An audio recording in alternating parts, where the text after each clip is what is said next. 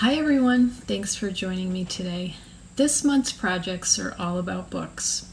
Books that are no longer useful as books, but that can be turned into something else.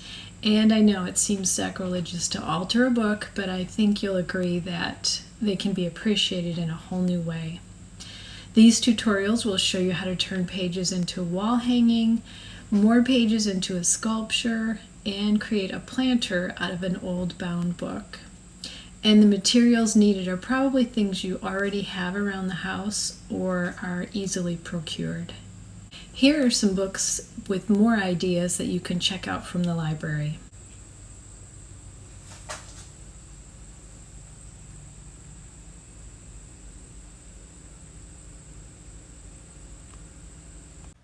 Let's start with a book page wall hanging. I'm going to assemble one that is about a foot across, but you can apply the same method for different sizes, just scale up or down accordingly. Here's what you'll need for this project. An old book. This one's pages are falling out, which is just fine because we're going to take them out anyway. A hot glue gun or some quick dry tacky glue. The hot glue gun will work much faster. Piece of cardboard, you want it to be at least 6 inches across. Paper cutter will speed things up a bit, but you can use a pair of scissors. Either one works just fine.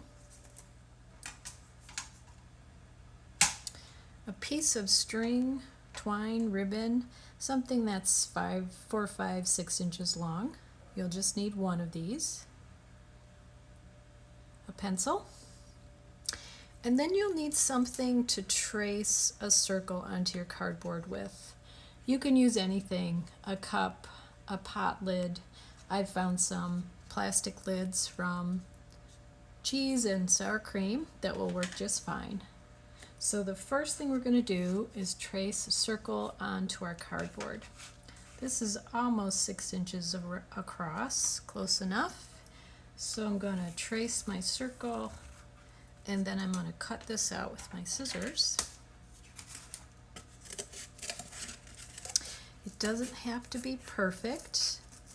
You just want to stay as close to the line as you can and give yourself a good foundation to build your wall hanging. So now that I've got that cut, I'm going to draw another circle inside of this, and this lid just happens to be about a 1/2 inch shorter, which is what I want. You can draw freehand if you like, or you can find another lid or something that looks a little bit smaller.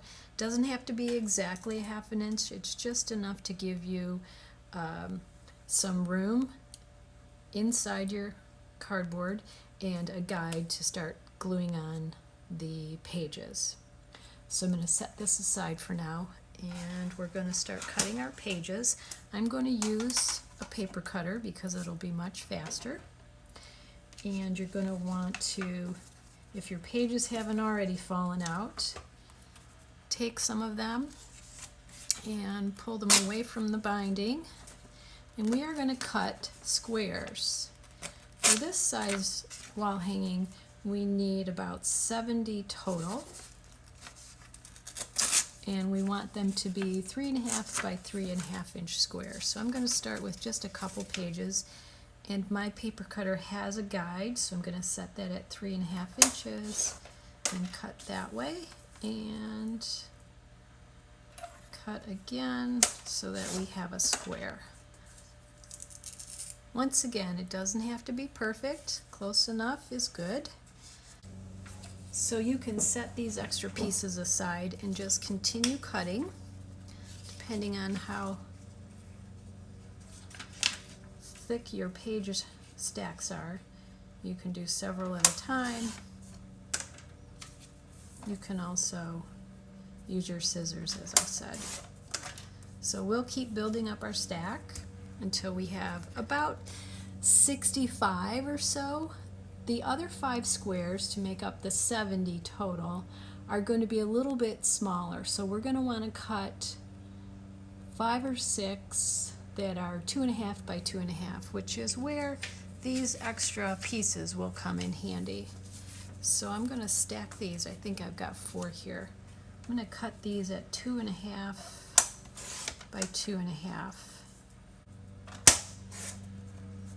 So I'll have 5 or 6 in this smaller size. Once you have all your squares cut, then you're going to start making them into cones. So this is where your hot glue will come in handy. You're going to take a corner and just fold it over so that you have a cone shape, pointy at the bottom so that it'll meet. And then I'm going to run some glue right along this edge and fold it over so that it sticks. And I've got one cone ready to go. You'll just keep doing this until you have all your cones folded over.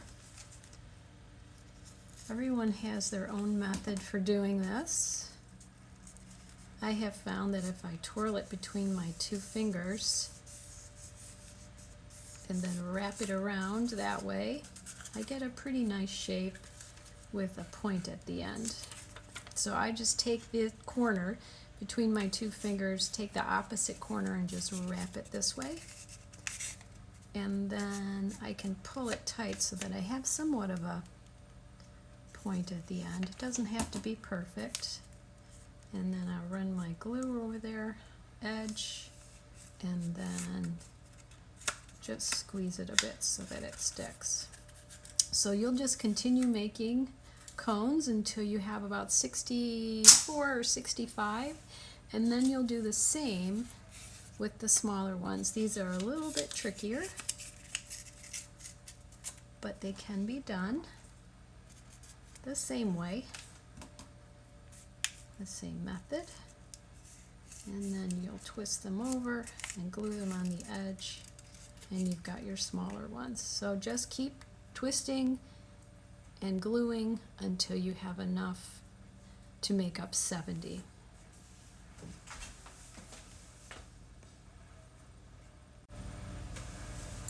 Once you have all your cones ready to go, we're going to start gluing them onto our cardboard. So this is where your line that you drew comes in to play. So I'm going to take a little bit of glue and put it on the bottom of this cone on the back, which is the part with the tallest point, and I'm going to glue it down just where that line is. I'll take another one, do the same thing, and glue about a 1/2 inch or so apart.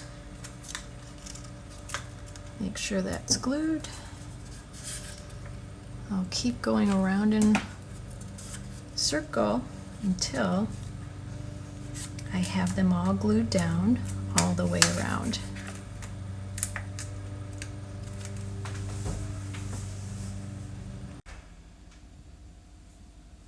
Okay, once you have your first row on, you're going to start gluing on the second row. So to do that, you just want to take one of your cones, put some glue at the bottom, and then set it just in between the first row. So there's a little bit of alternating row here. So they fill in the gaps that you left on the previous row. So you'll just keep adding the cones in between. Little by little, you'll get all the way around to the next row.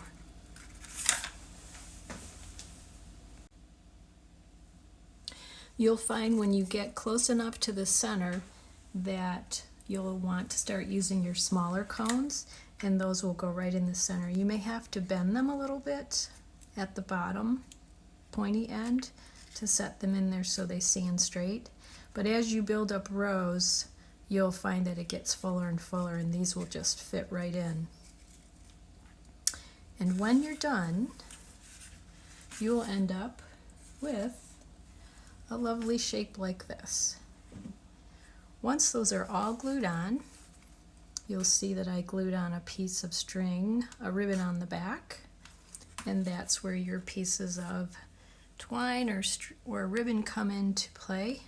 You'll flip it over, you'll glue that right on the back, and then it's ready to hang. And that is your finished product. You can be as creative as you like with these. This is just the basic model. If you want to use different colored paper or add some creative touches, paint, glitter, anything you can think of. You can slip bows in there if you want to make it more of a wreath. All of your creative touches will make it unique to you.